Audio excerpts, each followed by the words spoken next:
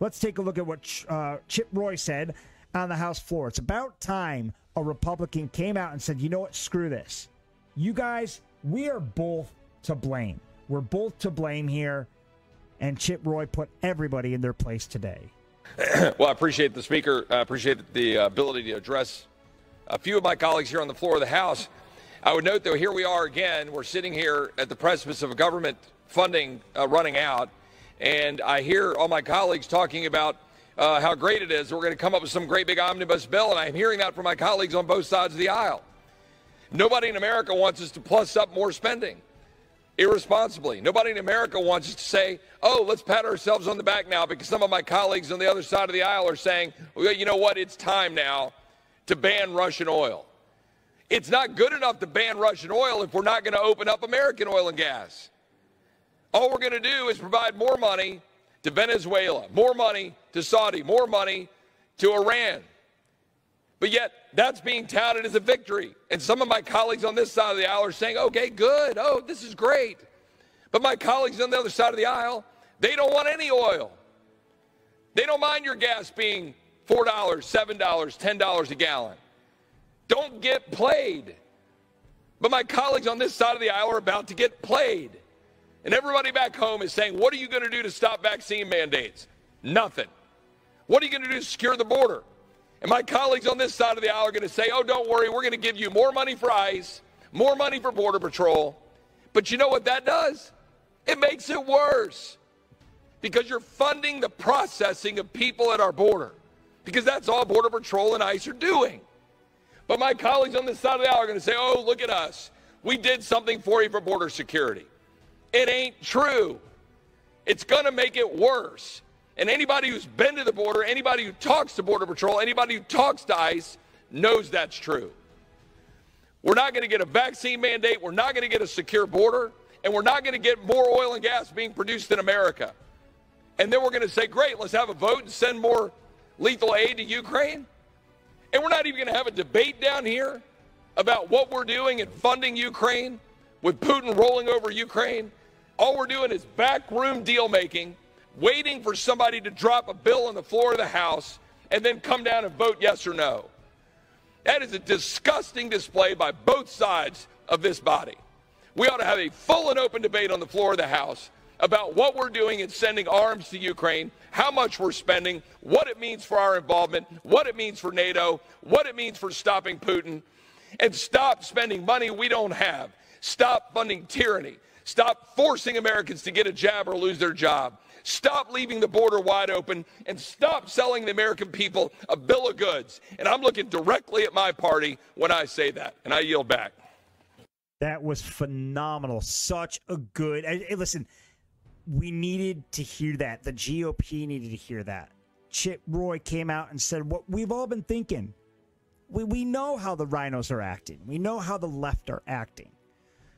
They continue to railroad the American people into these draconian decisions, into these measures that we don't know much about.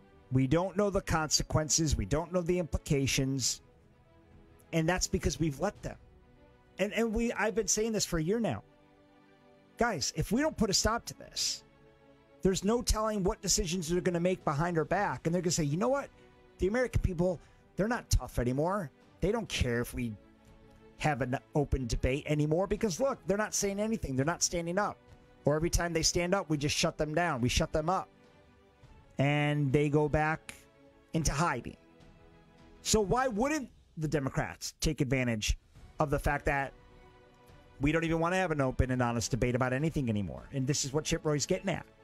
He's saying, where the hell's the discussion? Where's the debate? It's like we come up with these 5,000-page bills and we just expect everybody to just go along with it, until Senator Joe Manchin came out and said, hold on a second, this is ridiculous. If I can't take this bill back to my people and explain it to them in detail, and if I can't back this, I'm not putting my name to it.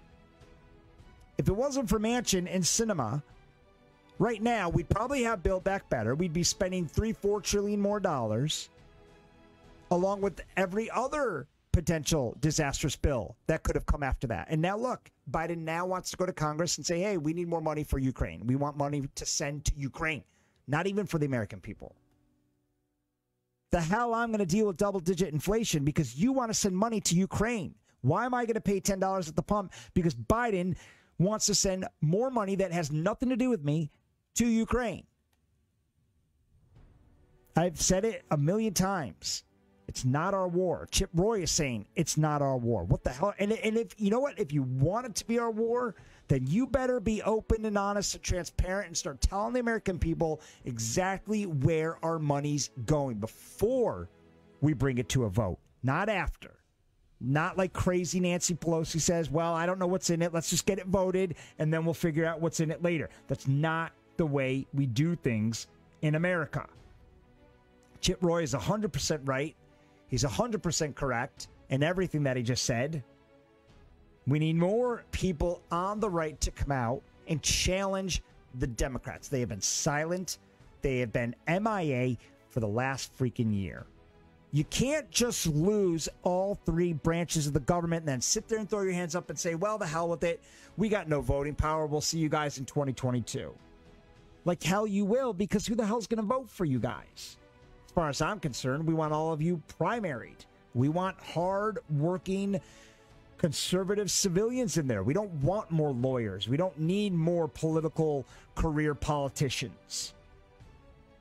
So what makes you think, what gives you the confidence that we're just going to vote you guys back in, that we're just going to keep you intact? Right now, the party is so split because the GOP has done absolutely nothing that half of the Republicans or conservatives have given up on voting altogether. We still didn't tackle election integrity, and you think we're all just going to run to the polls in 2022, just deal with it and tick the red box? No, they're just not going to go vote. Therefore, giving the Democrats the upper hand once again. So I'd be very careful if I were the Republicans right now, who just think they can sit back and think, oh, this is brilliant. Biden's going to dig his own grave. Yeah, he might. But you've pissed off so many conservatives. And Chip Roy just highlighted that.